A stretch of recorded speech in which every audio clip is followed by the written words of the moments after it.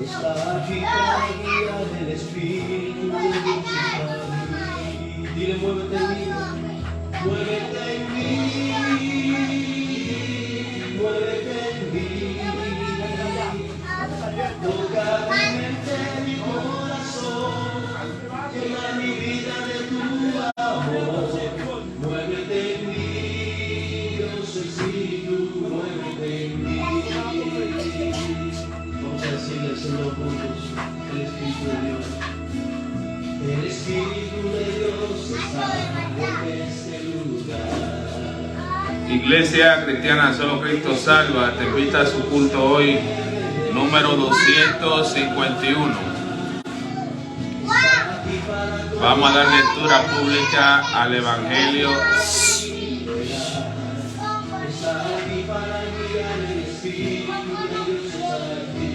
Esos niños, siéntense ya, que vamos a empezar, siéntense.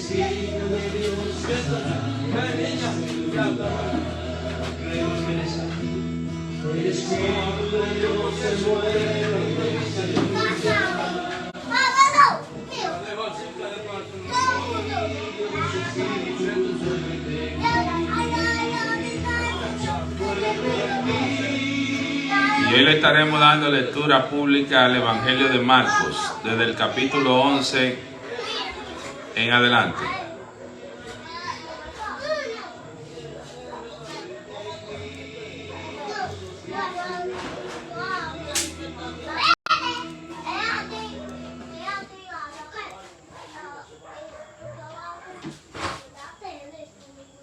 Mira, niño, date quieto.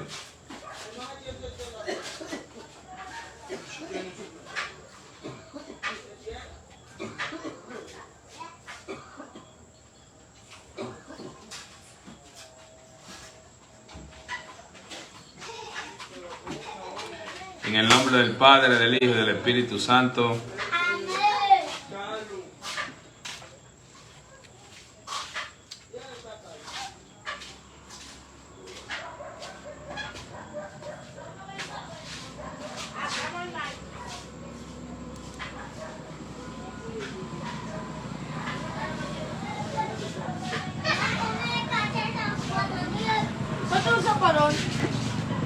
Siéntate que voy a empezar. Se fue ya, siéntate.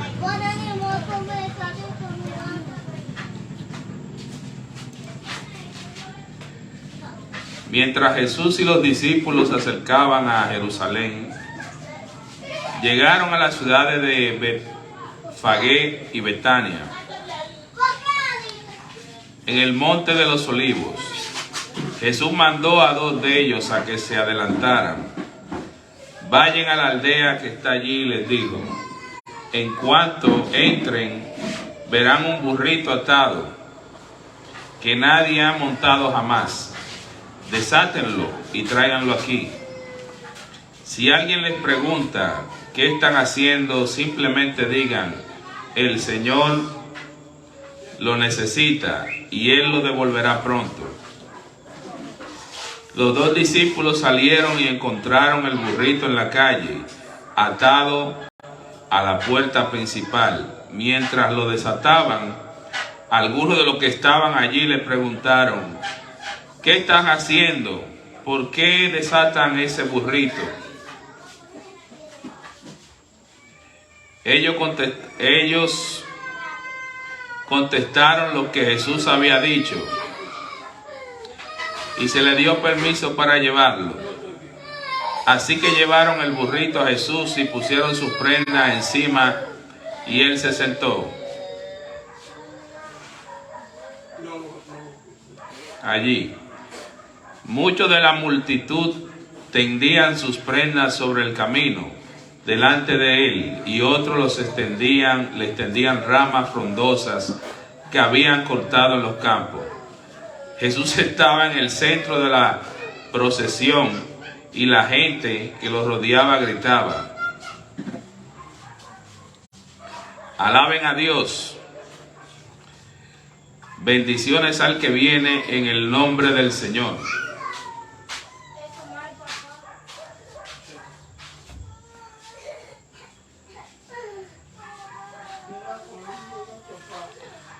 Bendiciones al que viene bendiciones al reino que viene, el reino de nuestro antepasado David. Alaben a Dios en el cielo más alto. Así Jesús llegó a Jerusalén y entró en el templo. Después de mirar todo detenidamente a su alrededor, salió porque ya era tarde. Después regresó a Betania con los 12 discípulos.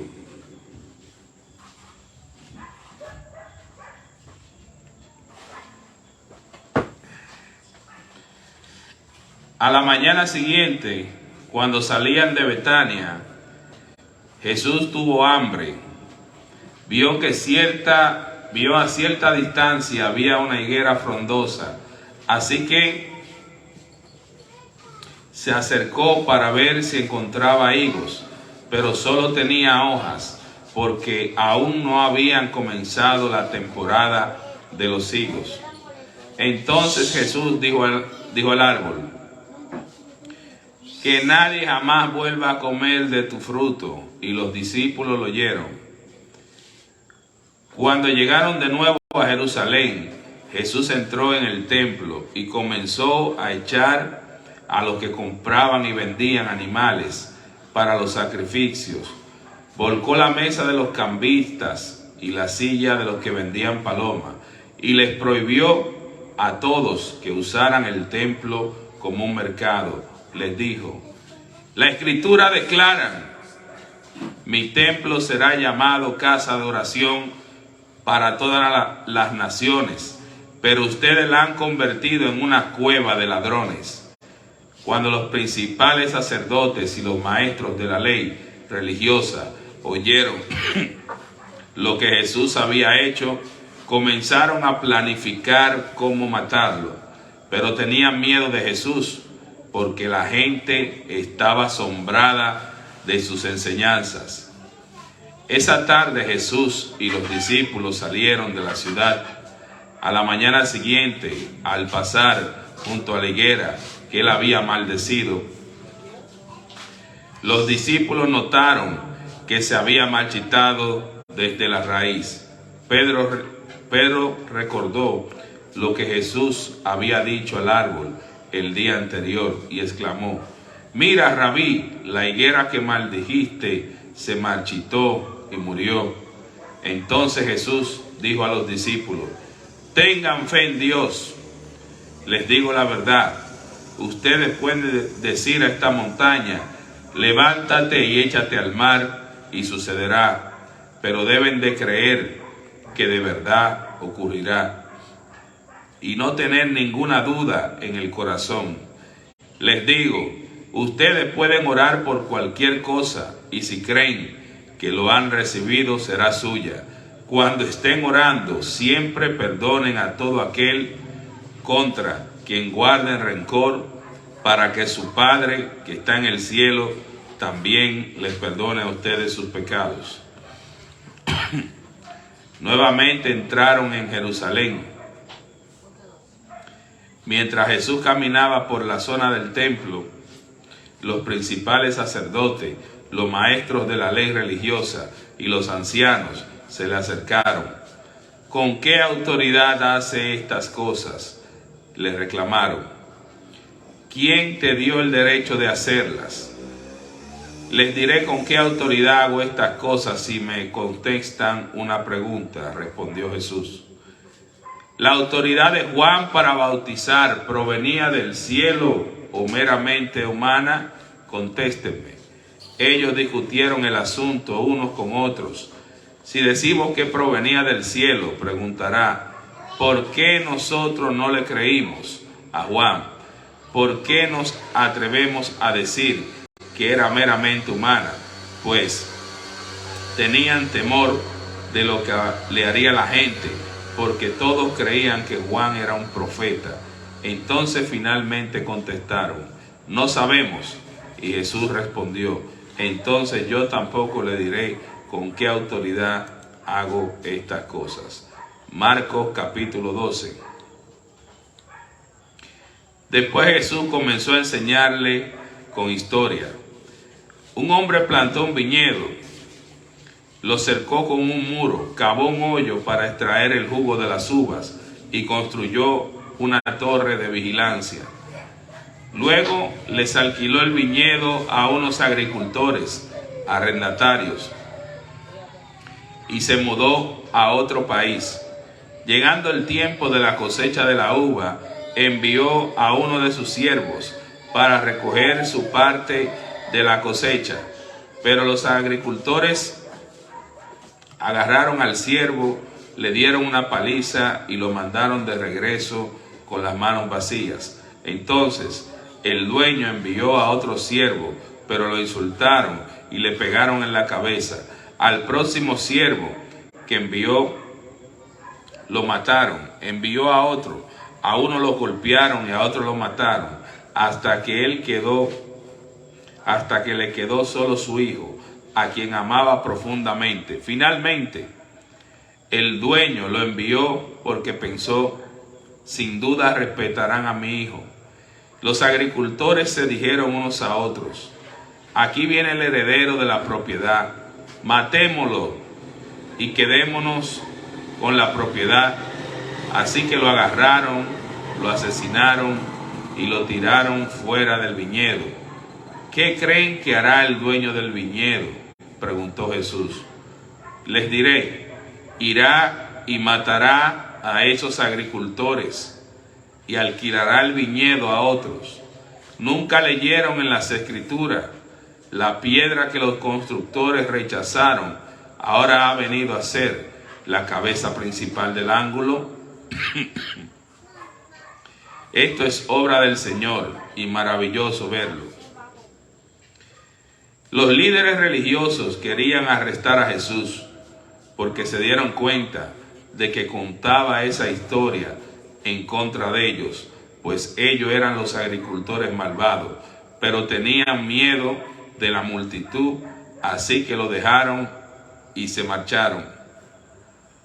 Después los ancianos enviaron a algunos fariseos y partidarios de Herodes para hacer que Jesús cayera en la trampa de decir algo, por lo cual pudiera ser arrestado. Maestro, le dijeron, sabemos lo honesto que eres imparcial y no tienes favoritismo, enseñas con verdad el camino de Dios. Ahora dinos, ¿es correcto que paguemos impuesto al César o no?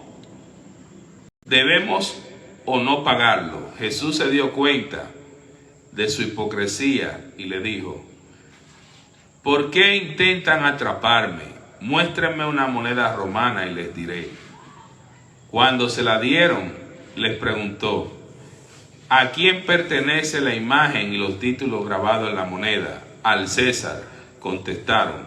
Bien, dijo Jesús, entonces den al César lo que pertenece al César y a Dios lo que pertenece a Dios.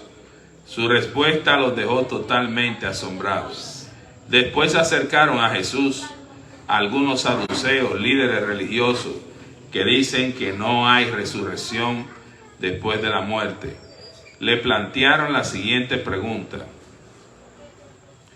Maestro, Moisés nos dio una ley que dice que si un hombre muere y deja a una esposa sin hijo, su hermano debe casarse con la viuda y darle un hijo para que el nombre del hermano continúe.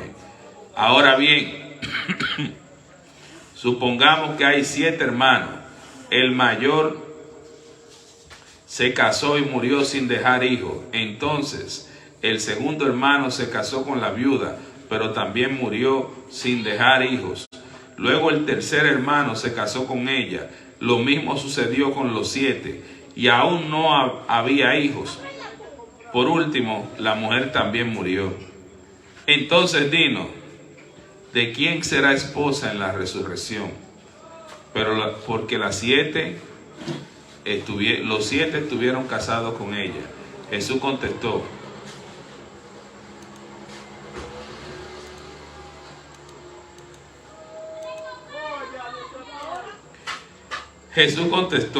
el error de ustedes es que no conocen las Escrituras y no conocen el poder de Dios.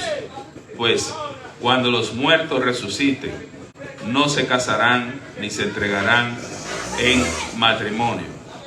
En este sentido serán como los ángeles del cielo. Ahora bien, en cuanto si los muertos resucitarán, nunca han leído acerca de esto en los escritos de Moisés, en la historia de la zarza ardiente. Mucho después de que Abraham, Isaac y Jacob murieron, Dios le dijo a Moisés: yo soy el Dios de Abraham, el Dios de Isaac y el Dios de Jacob. Por lo tanto, Él es Dios de los que están vivos, no de los que están muertos. Ustedes han cometido un grave error. Uno de los maestros de la ley religiosa estaba allí escuchando el debate. Se dio cuenta de que Jesús había contestado bien. Entonces le preguntó: de todos los mandamientos, ¿cuál es el más importante? Jesús contestó: el mandamiento más importante es: escucha, Israel, el Señor nuestro Dios es el único Señor. Ama al Señor tu Dios con todo tu corazón, con toda tu alma, con toda tu mente y con todas tus fuerzas. El segundo es igualmente importante: ama a tu prójimo como a ti mismo. Ningún otro mandamiento es más importante que estos. El maestro de la ley religiosa respondió: bien dicho, maestro, has hablado la verdad al decir que hay un solo Dios y ninguno otro hay. Además, yo sé que es importante amarlo con todo mi corazón y todo mi entendimiento y todas mis fuerzas, y amar a mi prójimo como a mí mismo. Esto es más importante que presentar las ofrendas quemadas y sacrificios exigidos en la ley. Al ver cuánto entendía el hombre, Jesús le dijo: no estás lejos del reino de Dios. Y a partir de entonces nadie se atrevió a hacerle más preguntas a Jesús. Tiempo después, Jesús estaba enseñando al pueblo en el templo y preguntó: ¿por qué afirman los maestros de la ley religiosa que el Mesías es hijo de David? Pues el propio David, mientras hablaba bajo la inspiración del Espíritu Santo, dijo: el Señor le dijo a mi Señor: siéntate en el lugar de honor a mi derecha hasta que humille a tus enemigos y lo ponga por debajo de tus pies. Ya que David mismo llamó al Mesías mi Señor, ¿cómo es posible que el Mesías sea su hijo? La gran multitud se deleitaba al escucharlo. Jesús también enseñó: cuídense de los maestros de la ley religiosa, pues les gusta pavonearse en túnicas largas y sueltas y recibir saludos respetuosos cuando caminan por las plazas, y cómo le encantan ocupar los asientos de honor en la sinagoga y sentarse principales en los banquetes. Sin embargo, estafan descaradamente a las viudas para apoderarse de sus propiedades y luego pretenden ser piadosos, haciendo largas oraciones en público. Por eso serán castigados con más severidad. Jesús se sentó cerca de la caja de las ofrendas del templo y observó mientras la gente depositaba su dinero. Entonces llegó una viuda pobre y echó 2 moneditas pequeñas. Jesús llamó a sus discípulos y les dijo: les digo la verdad, esta viuda pobre ha dado más que todos los demás que ofrendan, pues ellos dieron una mínima parte de lo que les sobraba, pero ella, con lo pobre que es, dio todo lo que tenía para vivir.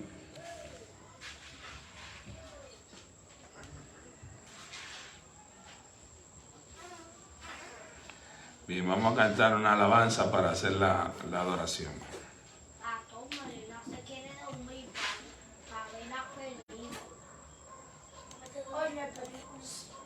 Tuve lo de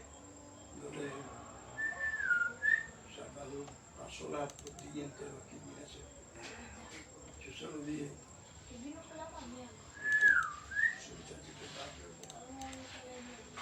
Vamos, digan ve. La.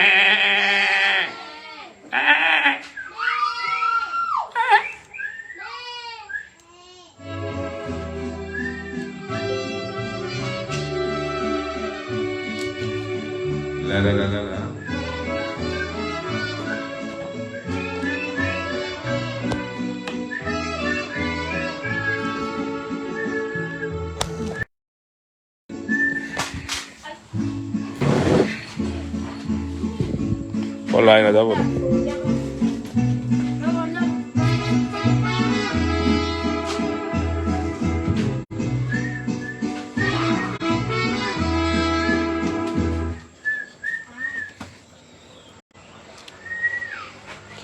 Vamos, los niños diciendo me. Ay, esa ovejita está enferma, me.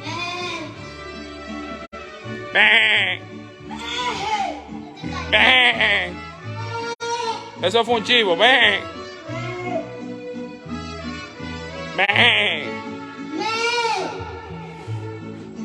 Eran 100 ovejas.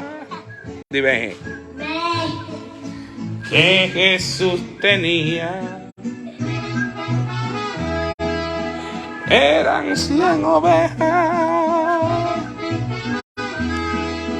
que Jesús cuidó. Pero una tarde al pam pam pam pam una le faltaba una.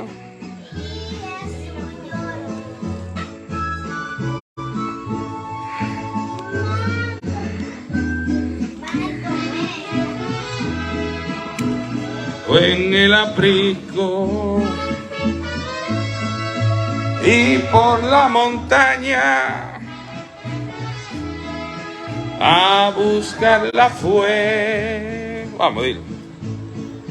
La encontró llorando, temblando de frío.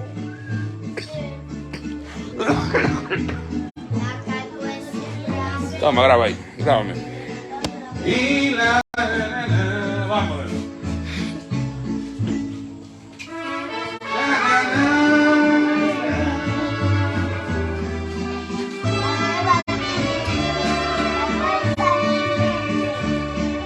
Uno.